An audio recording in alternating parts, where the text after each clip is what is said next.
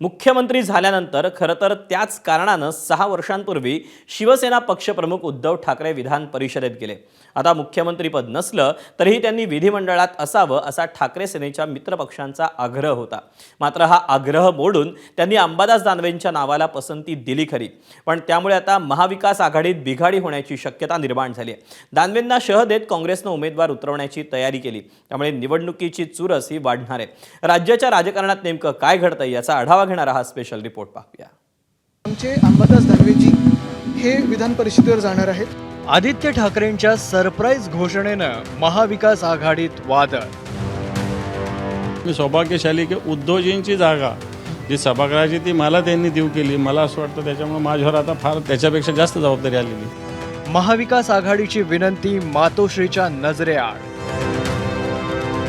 चर्चा न करता पुढे गेलं आम्हाला योग्य वाटत. महाविकास आघाडीत बेबना, काँग्रेसही उमेदवार देण्याची शक्यता.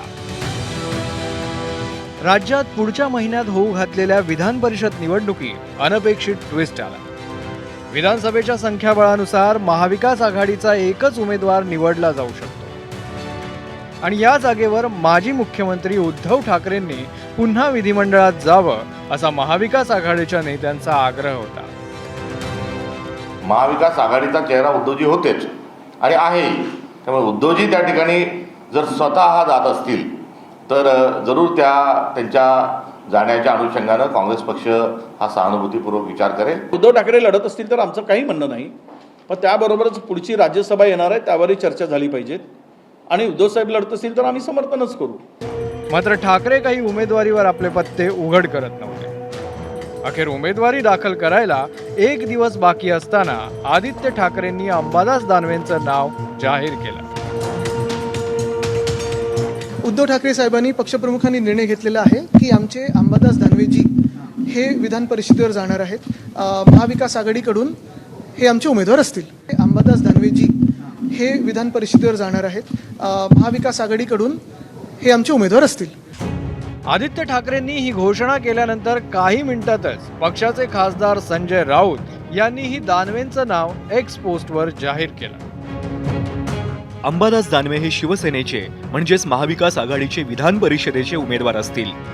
उद्या 11 वाजता ते उमेदवारी अर्ज दाखल करतील. शिवसेना पक्षप्रमुख उद्धव ठाकरे यांनी दानवे यांच्या नावाची घोषणा केली. उद्धव ठाकरेंनी आपली जागा देऊ केल्यामुळे आपल्यावर जबाबदारी वाढल्याची प्रतिक्रिया दानवेंनी या घोषणेनंतर दिली.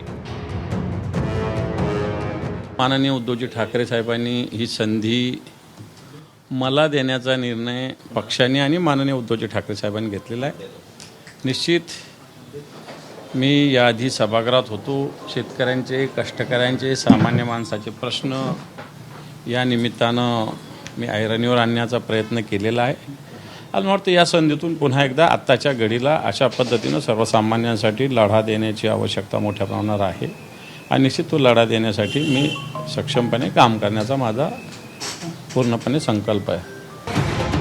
उल्लेखनीय बाब म्हणजे आदित्य ठाकरे आणि राऊत या दोघांनीही दानवेंचा उल्लेख महाविकास आघाडीचे उमेदवार असा केला.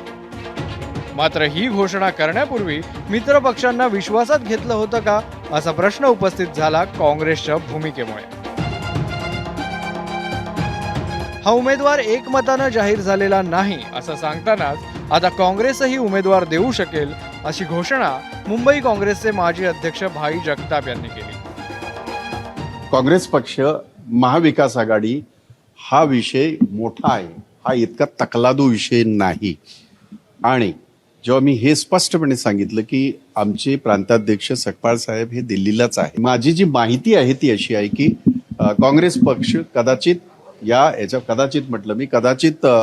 आपली उमेदवारी याच्यामध्ये दाखल करेल, हे मी तुम्हाला स्पष्टपणे सांगितलेलं आहे. काँग्रेसचे ज्येष्ठ नेते विजय वडेट्टीवार यांनीही दुसऱ्या नावावर आपल्या पक्षासोबत चर्चा झाली नसल्याचं स्पष्ट केलं आणि त्याच वेळी आता राज्यसभा काँग्रेसला मिळाली पाहिजे असं म्हणत थेट संजय राऊत यांच्या खुर्चीवरच वडेट्टीवारांनी रुमाल टाकलाय.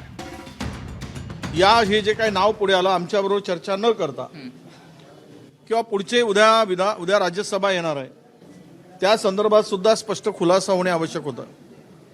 आणि आमची भूमिका आहे की जर ही जागा शिवसेना लढवत असेल तर पुढच्या राज्यसभेची जागा काँग्रेसच्या कोट्यात मिळालीच पाहिजेत ही आमची आग्रही मागणी आहे आणि ते आम्ही सोडणार नाही.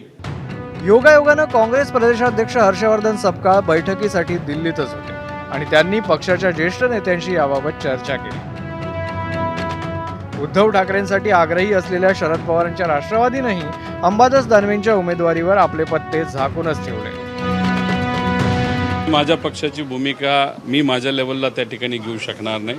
शेवटी पवारसाहेब, त्यानंतर शशिकांत शिंदेसाहेब, सुप्रियाताई असतील, जयंत पाटील साहेब असतील, आव्हाड साहेब असतील, हे सर्व मोठे नेते एकत्रित बसून योग्य असा निर्णय पुढच्या काही वेळामध्ये त्या ठिकाणी घेतला जाईल. एकूणच मित्रपक्षांना कोणतीही कल्पना न देता ही घोषणा झाल्याचं सकृत दर्शनी दिसत असलं तरी अंबादास दानवेंनी मात्र या वादातून आपलं अंग काढून घेणं पसंत केलंय.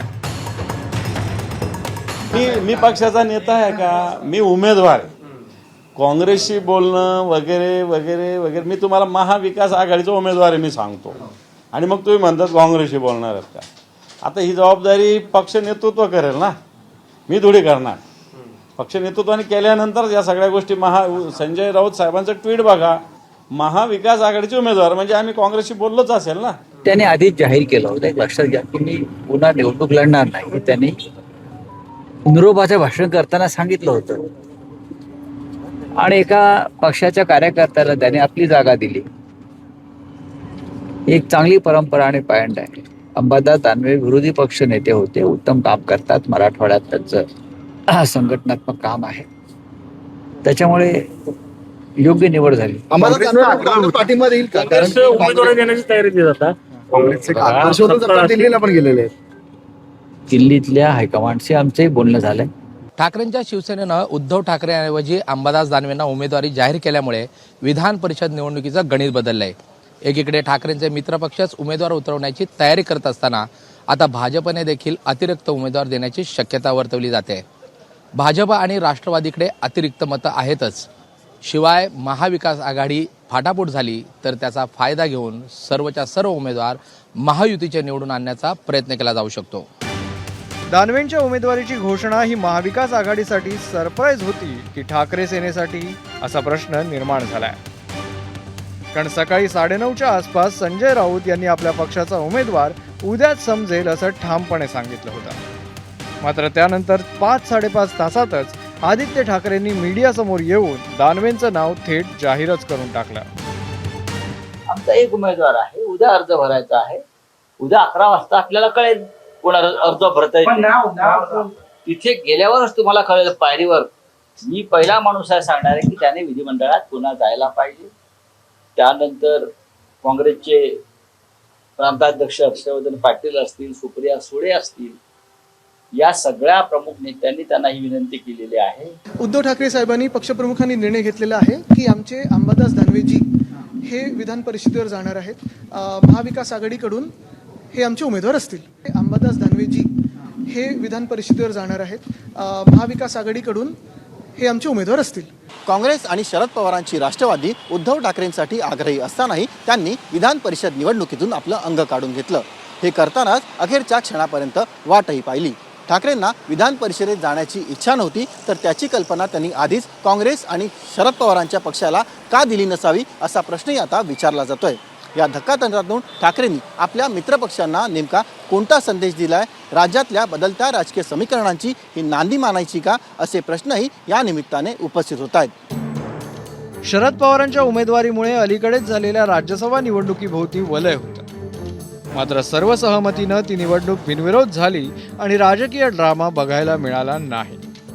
मात्र आता विधान परिषद निवडणुकीत काँग्रेस आणि भाजप अतिरिक्त उमेदवार देण्याची शक्यता निर्माण झाली आहे. तसं झालं तर 10 जागांसाठी 12 उमेदवार रिंगणात असतील आणि निवडणूक चुरशीची होईल. शिवाय आता गुप्त मतदान असल्यामुळे फ्लोअर मॅनेजमेंटच्या नावाखाली घोडेबाजार रंगण्याची शक्यता नाकारता येत नाही. वेदांत नेपसह अभिषेक मुठाळ, एबीपी माझा, मुंबई. एबीपी माझा, उघडा डोळे बघा नीट.